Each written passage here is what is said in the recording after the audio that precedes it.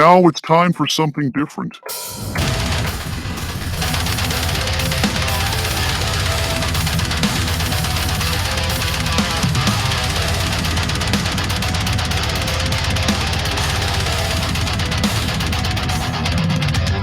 Welcome back to this week's episode of the Hot Death Horror Podcast. Um, Having a pretty cool guest on this evening. I've chatted with him a little bit on Facebook and got to meet him a little while ago. I'm a fan of his first feature, it's Chest, available now on Tubi, um, multiple platforms. You can watch Chest just about anywhere. So without further ado, I'm going to bring on Mr. Aaron Irons here. Aaron, Hello. how we doing? Doing good. Good. Up in Tennessee up there getting some weather. So Yep. Getting snowed in. Yeah. Well, hopefully it doesn't last too long for you and you get to get back out there and get to finishing up some filming on Jeffrey's Hell, man. I'm excited for that.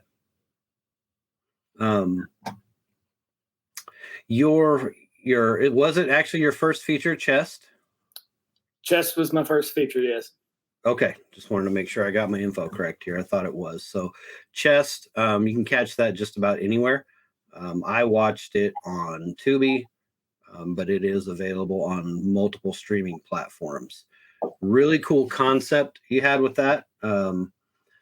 The kind of the backstory to it, spoiler free for those that haven't seen it, but there is a group of people going out in the woods and looking for something, and it turns out they probably shouldn't be looking for it. So if you want to dig into that a little bit, what kind of brought you to the world of Chest? Where did that idea come from? Is that like a true story in your area? Yeah. So I grew up in East Tennessee, like right on the border of North Carolina and Tennessee in the Appalachian Mountains. And I had a lot of family members, my uncles and just extended family that live up there. And they would always tell us these wild tales and just weird stories, ghost stories, just weird legends and stuff like that. And the one that always stuck with me was the story of the chest. And that was when my uncle told me, and about two hunters that were out in the woods one day during a drought, and they found this waterfall and it had completely dried up, and there was an entrance to a cave. They went back in it and found this giant chest that was like wrapped up in chains and everything, and they couldn't open it. And they tried to go back a little bit later, but the water had returned, and they were obviously never able to go back and figure out what was in it. And for years, I always thought, what was in that? And me and my friends, we used to go out into the woods when I was in high school and stuff, and we would just go hunt for that chest or any other weird things that were out there. And there's a plethora of stories that I've got from those times, like the weird stuff that we saw up there in the mountains. And so as I got older, I obviously gave up on looking for that stuff. So I decided to start making horror movies about it. And it's been nice to have those stories just kind of back there. Whenever I need a new idea, just kind of tap into that. Just weird Appalachian horror stuff. So yeah, man, that's great to have that in your back pocket, because you can put your own spin on it. It's not like you just have to kind of just think up something and like, oh, this sounds kind of cool. Like, you've already got all those stories in your back pocket, and living, in the area that you live in, the Appalachian Mountains and all that. There's got to be some pretty cool stories for that area of the world. I know that they've made several films in that area, and I've never been, but I've always been intrigued to go check it out. And I know you live around lots of caves and things. Like, have you ever actually gone in there and found anything pretty cool? In a cave? Yeah. Yeah, we've I guess the craziest thing we found were just human remains. There was a cave that we were mapping.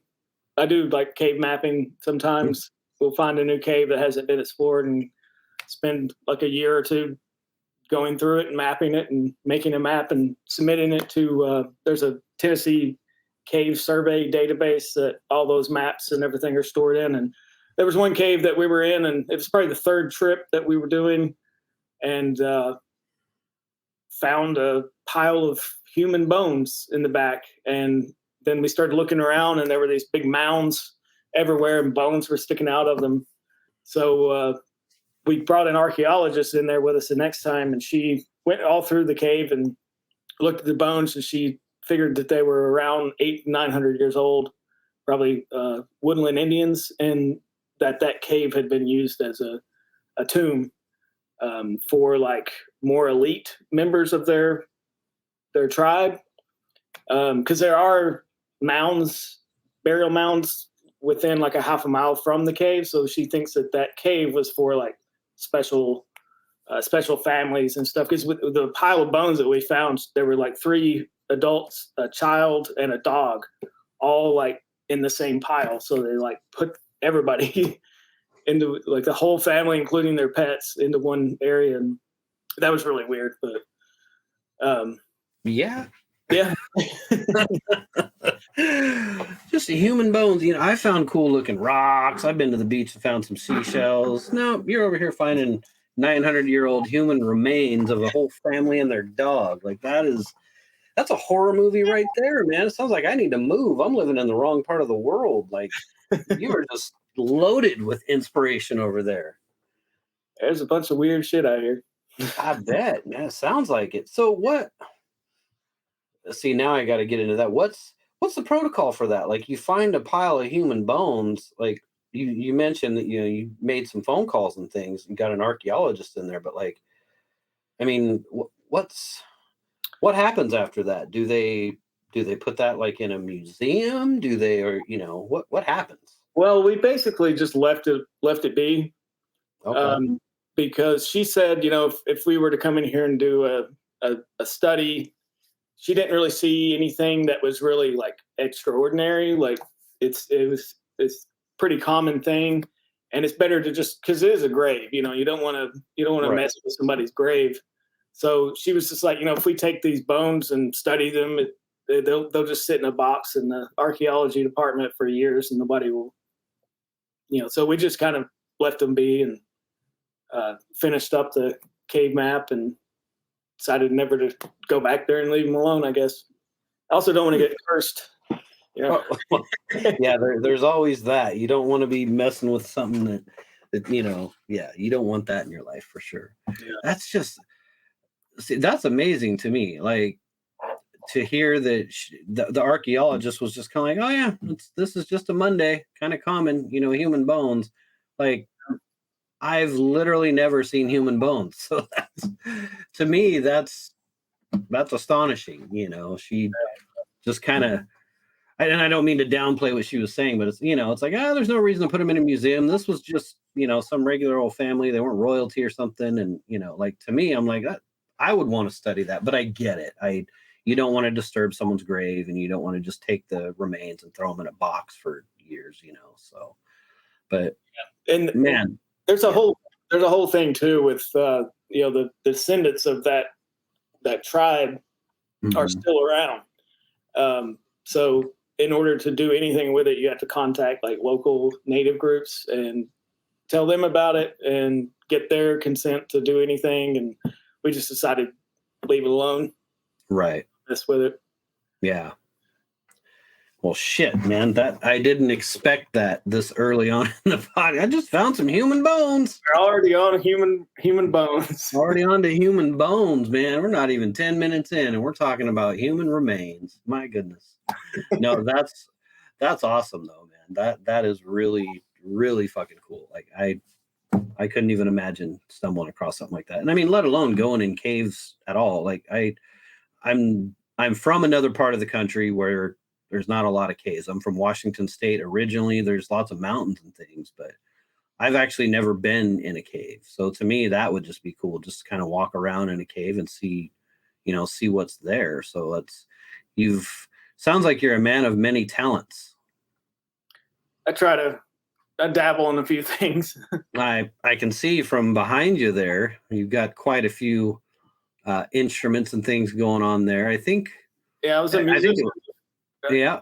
I was a musician before I was a filmmaker. So now I mainly just use all this for soundtrack and stuff. So God, see, that's so cool, man. Like you can make your own soundtracks. Like that's really cool, man. Yeah, I think you posted a video a while back of you playing a song or something. You sound pretty good, man. You got quite the voice and everything. So that's pretty awesome, man. I wish I had some of those talents. I am not musically inclined at all. I can't play a single instrument, so that's pretty badass, man. Appreciate it. Okay. So a little bit more about Chest here. Is that the direction you wanted to go with it? Like based on like how many different versions do you think that you came up with based on the stories that your uncles told you? How many versions do you think you came up with before you finally landed on the final one? Oh, well, the first screenplay that I wrote it was almost 300 pages long. Wow. And I sent it to it because I'd never written a screenplay before, so I was just kind of like sending it to people that had. Mm-hmm. And the first thing was like, well, it's too long for one thing, so I was able to trim it down. But I don't think anybody's movie ever really turns out exactly how they want it to. Right. Especially when you have so many things that happen with, you're dealing with a lot of actors and just the elements and unforeseen things that you just have to pivot and change things and stuff like that. But generally, I'm pretty happy with how it turned out. There's a lot of things that in hindsight I could have done better, and I think the best thing to do with that is just to do another movie and right. do it a little better each time. Right. Yeah, that's the goal. So, well, for a first feature, man, you pulled it off. It was pretty good. It was really good. Not pretty good. It was really good. I enjoyed it. It kind of took a turn at the end that I didn't quite expect. So that was job well done on that, man. Thanks. So you said you were a musician before filmmaking. Did filmmaking ever really even cross your mind? Well, when I went to college for music production, mm-hmm. and I minored in film, and one of the classes I had for the music production was soundtrack design and Foley, and I loved that class. Like it was so much fun because we would take a scene from a popular movie, just strip all of the audio, and then recreate it. And for a while, I was like, this is more what I want to do for like production. I don't want to work with musicians because most musicians are kind of pricks. So that was kind of what I wanted to do. And I got into the tech world after college just because music production does not pay any money.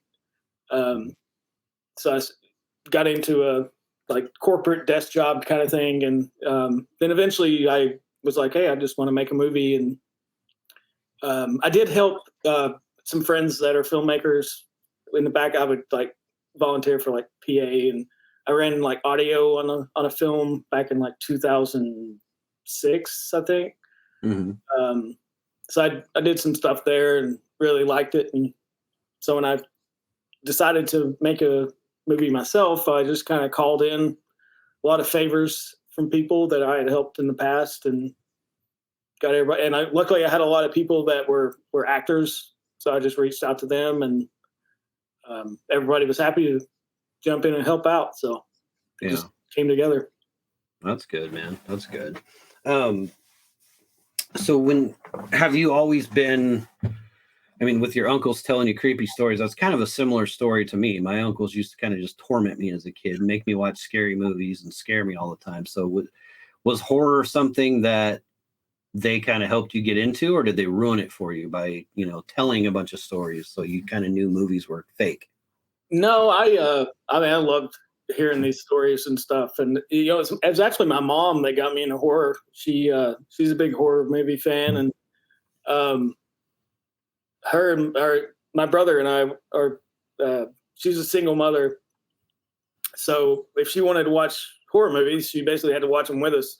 So I wound up watching like Evil Dead and Hellraiser and all these inappropriate movies that are like around 7 or 8 years old. Mm-hmm. And, I I just fell in love with it since then. And I still, like, every now and then when I go back to East Tennessee, I'll go to the movies with my mom and watch a crazy horror movie, and it's really fun. So we have that. She kind of got me into horror in a way, and my uncles were just like telling tall tales that were putting all these things into my brain, I guess. Yeah. That's cool though. I mean, that's a good bond to have with a parent. They introduce you to horror, and now every time you go back and visit, you guys are hanging out watching horror movies and stuff. So that's cool. Got a good relationship built based around horror. Yeah. Do you have a favorite franchise or anything in the horror genre? It's hard to say, but I'd have to say Evil Dead. I have the most Evil Dead things. Like, yeah, got posters everywhere, and a lot of people just for my birthday or Christmas or anything like that, I always just get Evil Dead stuff from people, and I don't want to be like, I've kind of got enough of this stuff, but yeah. But Evil Dead, I love Texas Chainsaw Massacre. It's probably one of my favorites of all time. Hellraiser, great, weird. Yeah, I guess as far as classics go, that's kind of the genre that I'm in. I like all kinds of horror, but the weird Evil Dead, Razor type stuff are great. Yeah, that's a popular one. Evil Dead for sure. I love it. So, the new one, it gets a lot of hate. How'd you feel about the new one? The Evil Dead Rise? Yeah. I liked it, but I don't think it was really it didn't need to be an Evil Dead movie. I think it could have been its own thing without really bringing Evil Dead. It kind of felt like it was just using the franchise for the sake of using it. But sure. I mean, I liked it. I just I don't really lump it in with the rest of the Evil Dead movies. Yeah. I don't know. Yeah, I can see that. It definitely was a little, had a different vibe to it than all the others. The other ones were all just kind of off the wall and, just crazy. And this one didn't really follow suit because it was good. You're right. It was very good. But yeah, as far as being part of the Evil Dead franchise, I think if it was named something completely different, I don't think it wouldn't have hurt or helped the movie really. I don't know, but yeah, I think it was a great horror movie. It is a subpar Evil Dead movie. Fair. That's fair. Yeah. So Jeffrey's Hell. When do you expect to release this one? Well, for now, I'm just kind of shopping around film festivals and stuff to see what I can do there, because I just like going to film festivals with movies and talking about it and stuff like that. And a lot of film festivals they won't accept a film if they're on streaming services or publicly available. They like to have the premiere of the movie, at least in their region. So I'll probably do that for a little while, at least until after April or May, and then try to see where I can put it out. Then I'll probably go through Film Hub again.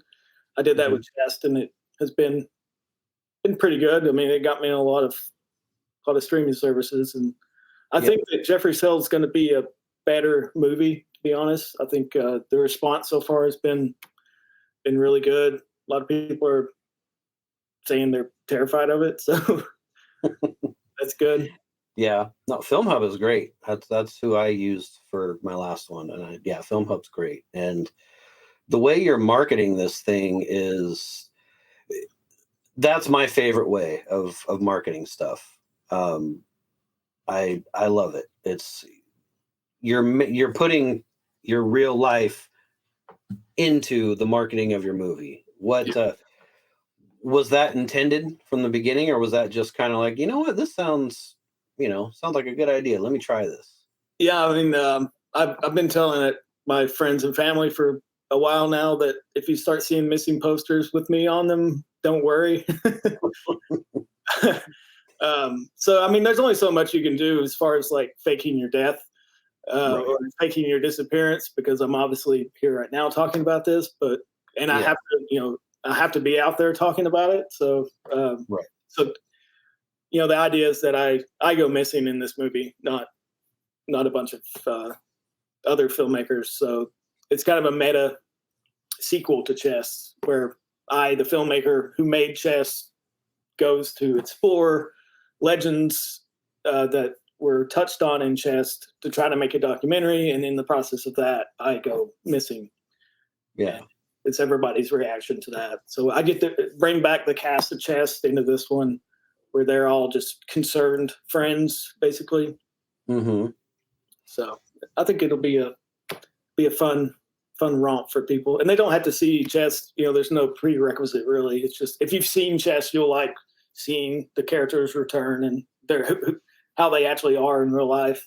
Stuff. Yeah. Like Okay. Well, that's actually was my next question. Is it, since you mentioned it's kind of a meta sequel to Chess, but so you're saying if you haven't seen Chess, you're not going to really miss out on anything in Jeffrey's Hell. Yeah, it mentions Chess a lot in the movie, and obviously the characters are talking about their characters in the movie, but it doesn't really you're not going to miss anything if you haven't seen Chess. But you should go back and watch Chess anyway. Sure. Right. Yeah. Absolutely go back and watch Chess. Now, as far as the marketing of it, and this is just kind of a fun question, has anybody actually kind of taken it seriously and tried to bust you out? Like, no, this guy's fine. He's on Facebook all the time, like, because people did that to me. I poorly executed something like that with my last movie, and I was just having fun. Yeah, I was just having fun with it. I wasn't really trying to make it, like that. It would have been cool if it was believable, but I didn't really put any effort into it. You're putting a lot of effort into this. So has anybody actually tried to call you out on it? Not yet. I'm hoping when people, when people can watch it, that people will do that. Because honestly, if people are taking the time to crack the case, then they're at least interested in it and they're talking about it. So even if they're trying to kind of bust you, they're still promoting it. Yeah, right. People are still talking about it either way. So that's word of mouth right there. It's getting it out there. Yeah. Yeah. Do you plan on doing any other kind of, like, do you plan on taking this marketing any further? Or I know you said that, you can kind of only take it so far, but I mean, without giving anything away, do you have any other surprises up your sleeve? I don't know yet. I've Okay. had a few ideas for things, especially if I start doing the festival circuit. Mm-hmm. I've got some ideas, but I haven't really fleshed them out really. Okay. We'll see. Right. And then was Jeffrey's Hell intended, like when you were making Chess, did you think you wanted to make somewhat of a sequel to it, or at least continue the story? Yeah, it kind of after I wrapped on Chess and everything, because the story of Jeffrey's Hell is touched on in Chess, which it's a true story about a man that went missing in the 1900s in an area, a wilderness area, and they now call it Jeffrey's Hell, where his name was Ebenezer Jeffrey. And I started thinking about, I wanted to do a kind of a documentary on as a bonus feature on the Chess DVD. Mm-hmm. And at the end of that documentary, I was going to disappear and stuff like that. And I couldn't really finish that before I needed to put out the DVD. So I was like, well, I'll just turn this into a feature. And things just kind of, like, I would be filming something and then another idea would pop in, and there was no real writing process to it. Just general ideas that I fleshed out over time, because I've sort of secretly been working on this for a while. Even all the people that were interviewed, like the cast members, had no idea what this project was about. I just gave them a sheet that said, this is what you know, this is what you don't know, and Right. like, this is what we're going to talk about in this interview. So their responses are kind of natural in a way, because they don't really know what happened. They don't know about the final climax of the movie or anything like that. So it kind of came together pretty naturally and kind of all over the place. Yeah. I think it came together into a pretty cool story. Yeah. Well planned out then, man. That's pretty cool. Get everybody involved, but kind of leave them in the dark. Yeah. So I'll pretend like I knew what I was doing from the beginning. Not flying by the seat of my pants. right. So currently you're doing, you're kind of in the found footage mockumentary type genre. Do you have plans to do anything but found footage? Do like a traditionally shot film at some point? I've thought about that, and I do have plans for like a trilogy for this whole like Chest and Jeffers Hill, and there's one more that I kind of have an idea about to end cap this whole thing. But the next thing I'm definitely going to stay in the vein of Appalachian horror, just because I don't know, it feels natural to me. I do have a sort of anthology, like a I don't know what you call it. There's like several stories. It's like a campsite basically up in the mountains, and each campsite there's something happening at each one of them. They're all about half a mile from each other, and so it's like several short stories that eventually come together into some kind of cohesive story. I don't know what you call that. It's like VHS, but Yeah, it's kind of like an anthology, but typically anthologies, like there might be like a wraparound story, but none of the individual stories usually have anything to do with one another. But yeah, I guess it'd be more like that movie Babel, where like there's all these different stories, and you find out that they're all interconnected somehow. Or like the movie Go from the '90s. I don't know if you remember that movie. Yeah, something like that, but Appalachian horror in the woods. I love it, man. Yeah, you have all that at your disposal, just based on old stories from uncles, just living where you live. I mean, that must be just a really cool feeling to just be able to have all that right there, because you found human remains. Is there, would you ever consider making a movie out of that event? I don't know. I'm not sure. I guess I could twist that into some kind of weird horror movie, but there is a human remains element in Jeffers Hill. I did actually film part of a scene at that cave, but just the entrance of that cave. I didn't go back and film any of the real bones, but there's a scene that has human remains in Jeffers Hill that's pretty pivotal to the storyline. Okay.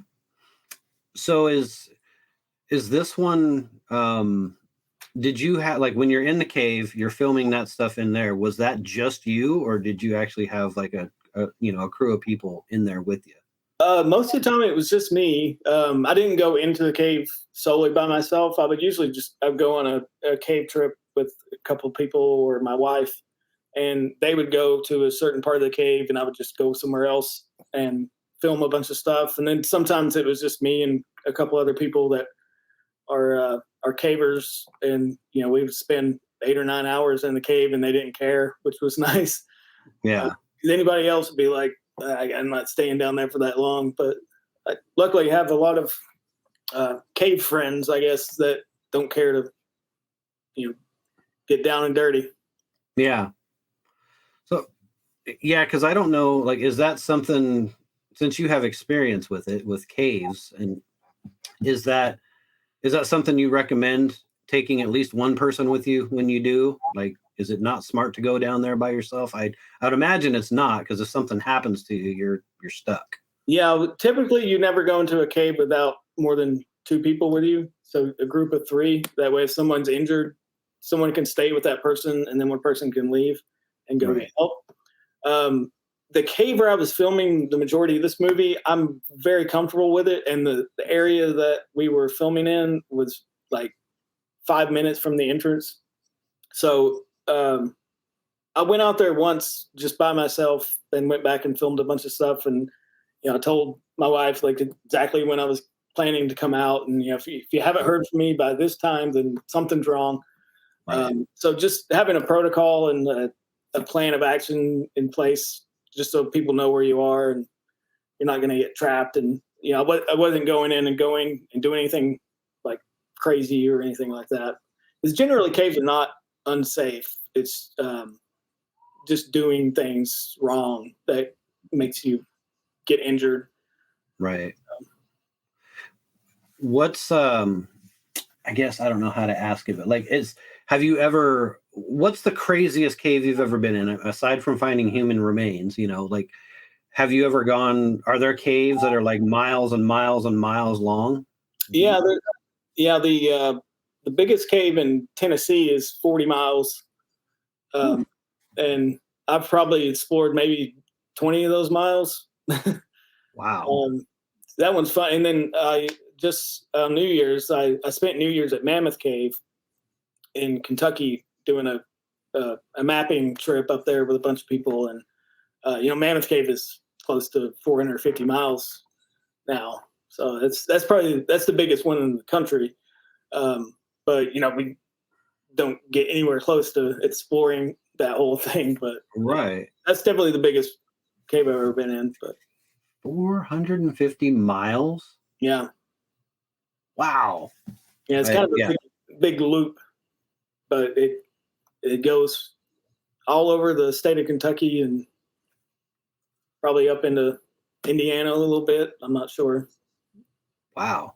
Yeah, I had no idea. I mean, I knew that there were some caves that were, a couple of miles long or whatever, and like that movie that came out a couple years ago about the kids that got trapped in Thailand, and that one, that was a great movie, I thought. Oh yeah, I met the diver that led that, Rick Stanton. Oh yeah, he was at a caving convention earlier this year. Got to meet him and talk to him.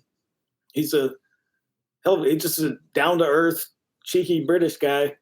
Yeah, pulled off the most daring rescues of human history, and he's just very humble about it.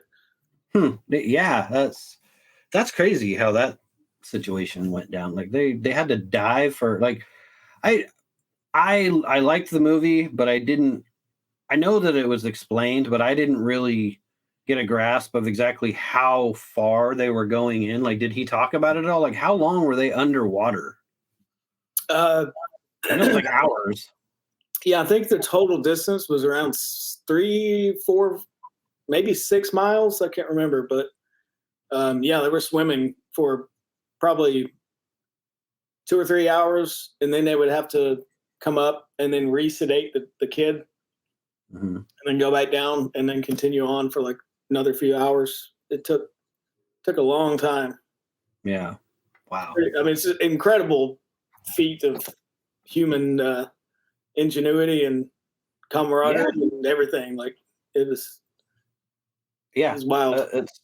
It's an amazing story. And, for those that haven't heard of that story or seen that movie, it's 13 Lives. I think there's a couple of movies about it maybe, but the newest one is 13 Lives. And I know I watched it on Amazon Prime. I rented it on there. I don't know if it's still on there or where it's at, but that's a good movie for those. It's not really horror. I mean, it's horrific, I guess, but it's not really horror, but that's a good movie for folks to check out. Would you ever, like, say Rick Stanton calls you up and says, I want to teach you how to do this. Would you ever do it?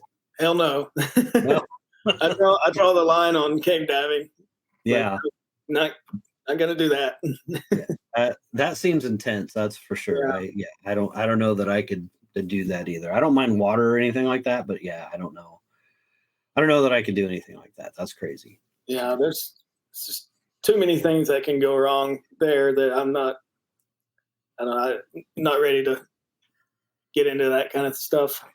Yeah, that'd be a pretty miserable way to go. Burning or drowning, I think, are my two biggest fears.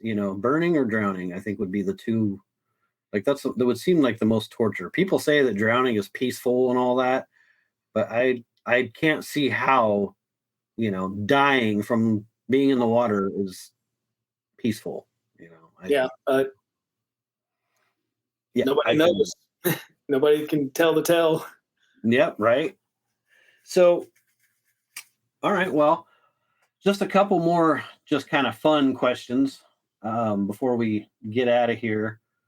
Um, these are just a couple that I kind of ask everybody. So the first one is going to be, if you were approached by like a very reputable, well-known studio and they offered you, millions of dollars to make a movie, and they say you get to pick one big name A-list actor. Like the movie can be filled with A-list actors, but you get to pick the one main character. Who's that A-list actor that you're picking, and what movie are you making or remaking?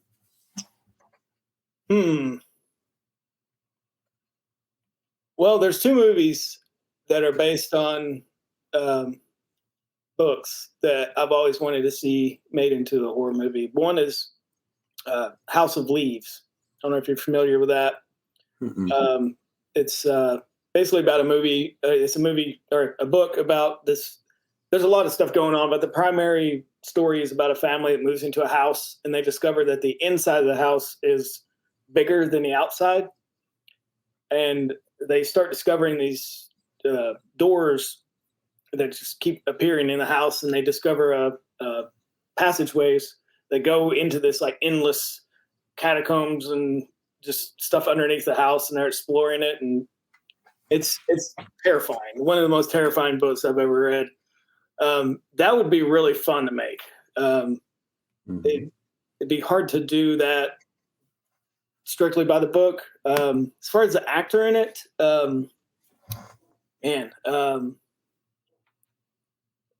if I had to pick any actor, I'd pick Willem Dafoe, just because I love that guy. So yeah, I've definitely picked him. Okay.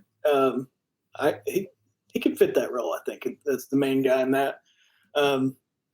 That'd be my choice. Okay, so Willem Dafoe in House of Leaves. Yeah. Okay, I'm gonna have to read that book now. I used to be an avid reader. I used to read constantly. I don't much anymore, but it's kind of a hard read just because the author, Mark Danielewski or something like that. It's written to where once they get into the tunnels, like the pages start to change and the text moves, or like you have to like rotate the book as you read, and like it's all this weird stuff going on. That it took me almost a year to read that entire book. I mean, it's a big book, but yeah, it's a lot. But man, it's terrifying. It's worth it though, is what you're saying. Yeah. I'll have to check it out. It sounds like that game. What was that game? Like Edith Finch or something? I don't know if you've heard of it, but there's a game on, I think it's PlayStation and Xbox. I'm not a big gamer, but What Remains of Edith Finch, I think, is what that game is. And it's like she kind of is walking up to this, I don't know if it's a relative's house, but it looks like a big house. But it's the same thing. You get inside and it's like, oh, here's a door here. And then you go through that door and all of a sudden you're on like a river, and you're walking along the river, and then you see another door here and you go in there and you're back in the house. And then it's like, it's just kind of an endless, you just go everywhere. So that's kind of what that book sounds like. So I think I might give that a shot. I'm a big fan of anything that has like a weird tunnel that leads to some weird world. Yeah. Well, you might dig that game. At the time I played it, again, I'm not a big gamer, but I played it once and to me it was confusing. I was like, I don't know about this. It was cool, but I played it for about an hour and I said, okay, I'll put that away. But it's interesting. So that would be good. So Willem Dafoe and House of Leaves. Okay. I like it. It's different. Do you have a favorite cryptid or folklore tale? I mean, it's hard to beat Bigfoot just because, like, he's or she or it's a classic. There was one I heard about recently. Oh, my cat just showed up. That's the cryptid right there. There was one that, like, I can't remember where it's somewhere up north, but it walks around and it just cries and like leaves like puddles of tears everywhere. It has like this weird crying sound or something. That one was like, it's like, man, that's a weird weird concept. But I gotta go classic Bigfoot, I guess. Okay. Nothing wrong with that. Bigfoot is, it is. It's a classic cryptid. There's lots of good stories about it, especially up north where I'm from, Washington State. Like there's a lot of Bigfoot stories. So a lot of really good movies about Bigfoot. So would you ever make a Bigfoot movie? I don't know. I feel like there's a lot of them.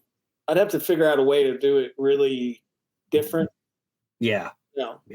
Yeah, you're competing against a lot, Exists, Willow Creek, Tahoe Joe. I mean, just to name the really good ones. Yeah. You're competing with a lot, so it definitely have to be different. What is it? I think it's in Tennessee. Is it the Madman? Is the popular cryptid there? I think it's kind of like Bigfoot, but it's called the Madman. Is it? I don't know. Is it Tennessee? Maybe it's Alabama. I don't know, but I'm not familiar with that. Oh, okay. Yeah, I Googled it one time just to see kind of what's the popular cryptids in every state, and I know I'm forgetting. Yeah. One of them. Oh, there's a ton. Yeah, there's too many to name, but that one it was Tennessee or Alabama. I don't know, but maybe it was the Wild Man. The Wild Man. It's Kentucky. Never mind. Okay. So yeah, just figured it out. And then lastly, and this one gets a lot of, you've seen it in the groups. People will terrorize you for it. Music and found footage. How do you feel about it? Would you do it? I've done it to an extent. There's some of that in chess a little bit, but mostly just like I'm not opposed to it. I think if it works, it works. Like I'm not a purist when it comes to found footage. I don't think anybody should try to pigeonhole found footage people into what I think they should do whatever they want. Right. So, like I'm more of a fan of just having like weird drones and like just something to add some intensity to a scene. That because I notice that a lot in chess where there'll be a scene that I'm just like it's not doing anything as it is, but if you add some kind of like even just like a deep like bass drone to add tension, like I don't see any problem with that, and I don't see any problem with experimenting with the genre a little bit. Like I don't hear any found footage filmmakers actually criticizing it. It's always just people that are people that watch it and they're like, don't touch the formula and stuff. It's like, the rules. Yeah, like who made the rules? Like, I'm finding myself now. I'm in no way, shape, or form a purist either. I'm kind of finding myself leaning a little more towards purist as far as things that can be done well in found footage, because I know that. I mean, there are sometimes, you're watching a found footage movie and you're like, okay, this music just doesn't fit. Like it wasn't necessary. But I think you're right with just to add some ambience or something. I don't think there's anything wrong with that. And I don't think it's breaking any rule or, anything crazy like that. So. Yeah, I think too that it is good to kind of have a formula to follow. And because if you want to use music, then you can find a creative way to make that music seem like it's supposed to be there. Right. I can't like think a diegetic feel, like they're listening to it on the radio or something. Yeah. Yeah. So I think you can get creative with it and do music however you want. But right. Okay. Well, I was just curious because that one gets brought up in the groups a lot, and I figure you're a filmmaker yourself. So how does Aaron feel when somebody says something like that? And you're like, well, wait a minute, I'm a filmmaker here, so let me add my input because you've got some interesting viewpoints on some certain things I've read. So I'm definitely got criticism for having some music in chess that didn't really work or wasn't diegetic, but And Yeah. it is what it is. Right. It's your movie, man. All right, sir. Well, I won't take up any more of your time. I really super appreciate you taking the time to come on here and chat with me. Last, where can folks find you on the socials? So you can go to chessmovie.com or jeffreyshell.com. Both of those it has all of the social media and Letterboxd, IMDb, and all that stuff on it. Okay. Yeah. Awesome. So one-stop shop for all those. I like it. All right, man. Well, again, thank you very much. It was great talking to you. I know we've chatted a little bit, messages and stuff in the past, but it's great to finally put a face to the name and have a little chat with you. And I'd love to have you come back on sometime in the future. Definitely. Cool, man. Well, you take care. And Chest, catch it on Tubi. I think it's on Plex, Prime Video. You can catch Chest just about anywhere. And then keep your eyes peeled for Jeffrey's Hell to be hopefully coming out this year. I'd like to see it this year. I think definitely. All right, man. Well, you take care. All right, you too. All right, buddy. See ya. Bye.